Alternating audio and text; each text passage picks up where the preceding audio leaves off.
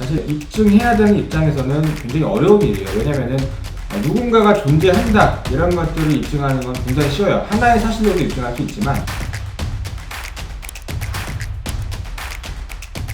네, 안녕하세요. 국제현 변호사입니다. 오늘은 허무인 말소에 대한 등록부 정정 신청 사건에 대해서 살펴보도록 하겠습니다. 허무인이라는 단어 혹시 들어보셨나요? 허무인은 실존하지 않는 사람을 의미합니다. 실제로 이제 판결문에서 많이 쓰이는 용어입니다. 먼저 이제 사실관계를 말씀을 드리면 이제 제 의뢰인분의 어머니가 이제 돌아가시게 되면 상속을 받아야 되잖아요. 근데 이제 상속을 못 받고 있다고 이제 저를 찾아온 겁니다. 그래서 상속을 이제 왜 못 받고 계시지? 들어보니까 의뢰인분의 어머니께서 이제 그 의뢰인분에게 이제 땅을 주시기로 했는데, 그리고 이제 형제분들도 모두 동의를 했죠. 그래, 이제 너가 모셨으니까 땅을 다 가져가라. 이렇게 이제 동의를 하셨는데, 막상 이제 소유권 이전 등기를 하려고 보니까, 의뢰인분의 연세가 60세 정도 되시는데, 평생 살면서 6남매만 있는 줄 알았는데, 막상 이제 호적이나 제적부, 이제 가족관계 등록부를 보니까 이제 누나가 한 명 더 있는 거예요. 이게 어떻게 된 일이지 하고 보니까, 예를 들면 제가 사실관계 좀 각색을 하겠습니다. 예를 들면 이제 뭐 김현정이 2명이 있는 거죠. 생존 김현정 분은 이제 요양원에 계신데, 이제 허무인 김현정이 기록상에 있는 거예요. 그러니까 당연히 이제 6남매 모두가 동의를 해도 허무인 김현정이 동의를 해줄 수가 없기 때문에 소유권 이전 등기를 할 수가 없는 거죠. 이제 의뢰인 입장에서는 허무인의 동의를 받거나 아니면 허무인을 말소시키거나 이 두 가지 중에 하나를 해야 되는데, 주변에 다 물어봐도 형제들도 본 적이 없다 이렇게 말씀을 하시니까 이거를 이제 말소해야 된다고 이제 찾아오신 거죠. 요럴 때 하는 소송이 이제 그 등록부 정정 신청입니다. 예전에는 이제 호적 정정이었는데, 쉽게 얘기하면 허무인이 이제 올라가 있는 경우에 그 말소를 시키는 소송이죠. 등록부 정정 같은 경우는 이제 이런 경우 말고 개명이나 아니면은 뭐 이제 생년월일이 나이가 잘못 기재되거나 이런 경우가 이제 예전에는 상당히 많았습니다. 그래서 요럴 때 이제 하는 소송이 등록부 정정 신청입니다. 법적 근거는 이제 가족관계 등록법에 있습니다. 역사조 1항을 보면은 이제 뭐 차고나 이제 뭐 누락이나 이런 것들이 있을 때는 이제 법원의 허가를 얻어서 정정할 수 있다 이렇게 규정하고 있습니다. 이제 여기서는 이제 의뢰인이 이제 땅을 받아야 되기 때문에 정정 신청을 할 수 있는 이해관계인이고, 이 사건 같은 경우는 관할법원이 이제 등록 기준지를 관할하는 법원이다 보니까 이제 지방에 있는 예를 들면 안동지원이었어요. 안동지원에다가 신청서를 내야 되는 거죠. 그래서 이제 이 사건에서 핵심은 이제 사건 본인, 즉 이제 허무인 김현정이 전혀 존재하지 않는 사람이다 이런 것을 입증하는 것이었습니다. 이제 말은 쉬운데 사실 입증해야 되는 입장에서는 굉장히 어려운 일이에요. 왜냐면은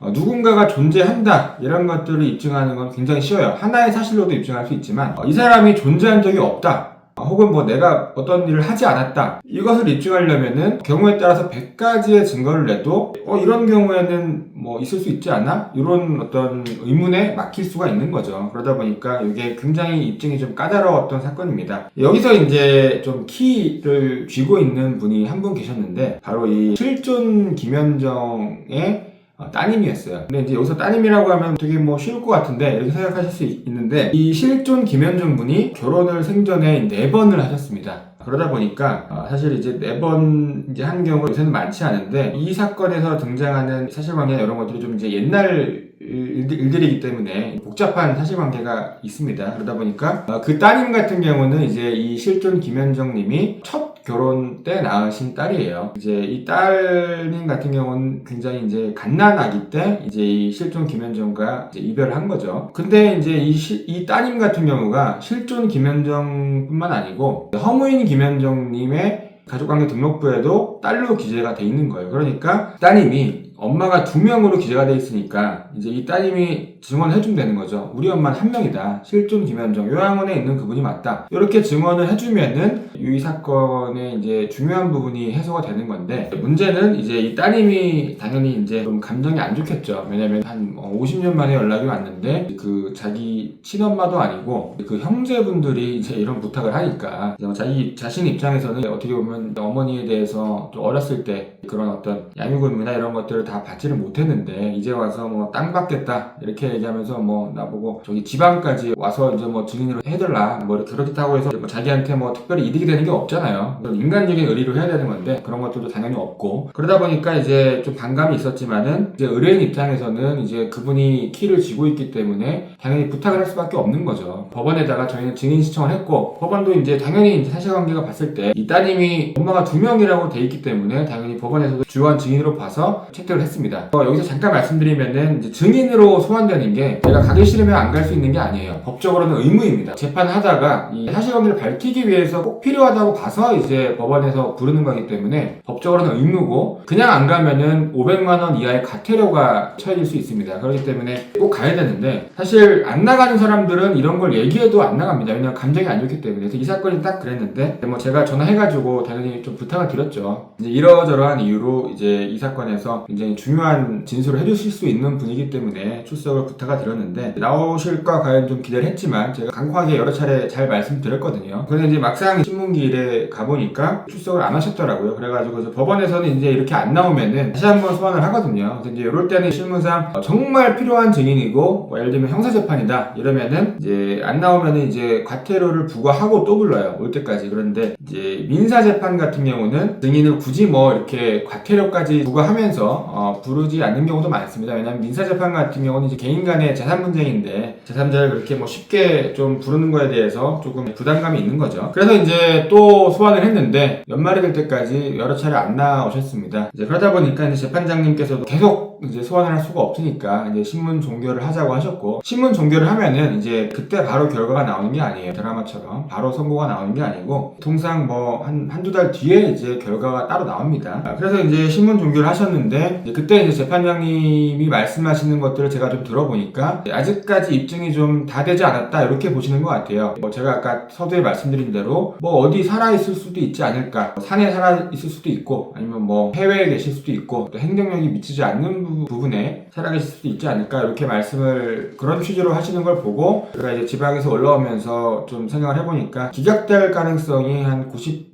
이상이다 이렇게 판단이 됐습니다. 그래가지고 제가 좀 고민이 있었는데, 이대로 끝내면 그냥 기각이 되는 거죠. 제가 이제 의뢰인분하고 얘기를 하면서 다양한 증거들을 다 봤을 거 아니에요. 이제 뭐 그 가족들하고도 얘기를 해보고, 그렇게 봤을 때 제가 봤을 때는 이 허무인 김현정 분은 잘못 기재된 게 맞거든요. 옛날 같은 경우는 출생 신고할 때 뭐 대리로 신고하는 경우도 많고, 요새처럼 출생 증명서가 반드시 첨부되지 않아도 그냥 받아주고 이런 경우가 많았습니다. 그렇기 때문에 행정상 착오로 이제 같은 이름이 2명으로 올라간 건데, 이게 또 기각이 돼버리면 의뢰인 입장에서는 땅을 이전받는 기회를 잃을 수도 있는 거고, 물론 이제 뭐 이 사건은 이제 비송인 사건이기 때문에 또 신청할 수 있긴 하지만, 그러면 또 이제 이걸 처음부터 해야 되잖아요. 굉장히 의뢰인 입장에서 너무 큰 부담인 거죠. 그래서 제가 어떻게 할까 좀 고민을 하다가 따님께 다시 한번 전화를 드려서 이제 내년에는 좀 나와주실 수 있냐 이렇게 잘 말씀을 드렸고, 이제 출석하시는 것을 전제로 해서 그나마 좀 긍정적인 답변을 좀 얻고 제가 법원에 신문 재개 신청을 했습니다. 신문 재개 신청을 할 때 이제 그때 로펌에서 저랑 같이 일하시던 제 상급자 변호사님은 그만하라고 말씀을 하셨는데, 이제 제가 잘 말씀을 드려서 다음번에는 나오실 것 같다 이렇게 말씀을 드려서 이제 신문 재개 신청을 했고, 사실 뭐 제가 그렇게 말씀을 드렸지만 사실 저도 나올지 안 나올지 확신할 수 없었죠. 그렇지만 저는 나오실 거라고 믿고 있었고, 설령 안 나오시더라도 이렇게 끝내기는 좀 아쉬웠어요. 그래서 이제 다시 한번 신청을 했고, 마침 또 판사님께서 이제 그때가 법관 인사 시즌이다 보니까 신문 재개 신청을 받아주시고 다른 데로 가셨죠. 새로운 이제 판사님이 오셨고, 그렇게 해서 그 다음에 이제 재판이 열렸는데, 그 따님분은 나오셨을까요?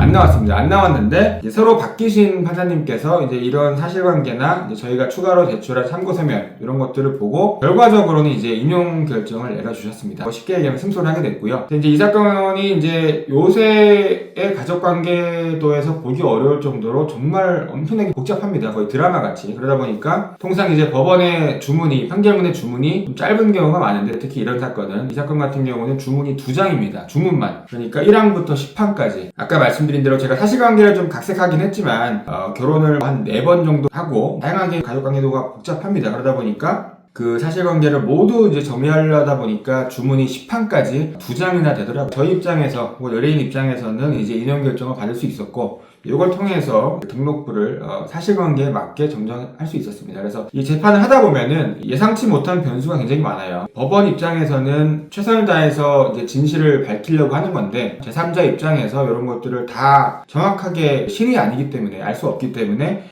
이런 변수가 발생했을 때 이제 끝까지 포기하지 않고 필요한 증거들을 잘 정리해서 제출하고 그런 것들이 가장 중요한 것 같고요. 이제 그렇게 했을 때 좋은 결과가 있을 수 있었던 것 같습니다. 이상으로 이제 오늘 영상을 마치겠고요. 다음 영상에서 한번 찾아뵙도록 하겠습니다. 감사합니다.